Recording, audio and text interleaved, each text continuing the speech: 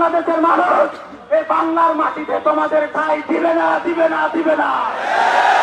প্রিয় ভাইরা, এই সমাবেশে এখন বক্তব্য রাখার জন্য অনুরোধ করছি রাজশাহী জেলা পশ্চিমের সংগ্রামী সভাপতি রমজান আলী ভাইকে।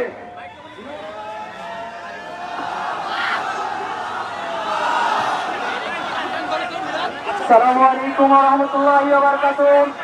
আন্তর্জাতিক বিক্ষোভ মিছিলের সংগ্রামিত আহত জনতা, প্রিয় রাজশাহীবাসী, আসসালামু আলাইকুম ওয়া রাহমাতুল্লাহ। আমরা দেখেছি 5ই আগস্টে যারা সশস্ত্রভাবে আমাদের ভাইদেরকে শহীদ করেছে তাদের এখনো গ্রেফতার করা হয়নি।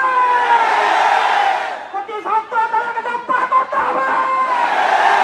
আমরা দেখেছি তখনই এদেশের স্বাধীনতা সার্বভৌমত্ব নিয়ে খেলা হয়েছে, ছাত্র শিবির তার বুকে রক্ত দিয়ে প্রতিহত করেছে। আমরা দেখেছি রাজশাহীবাসী বরাবর এই ফাঁসিবাদীর বিরুদ্ধে সত্যার চরিত্র বলে আগামী দিনে বাংলার জমিনে ফাঁসিবাদীর কোনো জায়গা হবে না। রাজশাহীর বুকে ছাত্রলীগের কোনো জায়গা হবে না। আগামী দিনে সকল ভাইদেরকে রাজপথে থাকা উল্লেখ হবে। চালিয়ে আমার কথা শেষ করছি। আসসালামু আলাইকুম ওয়া রাহমাতুল্লাহ।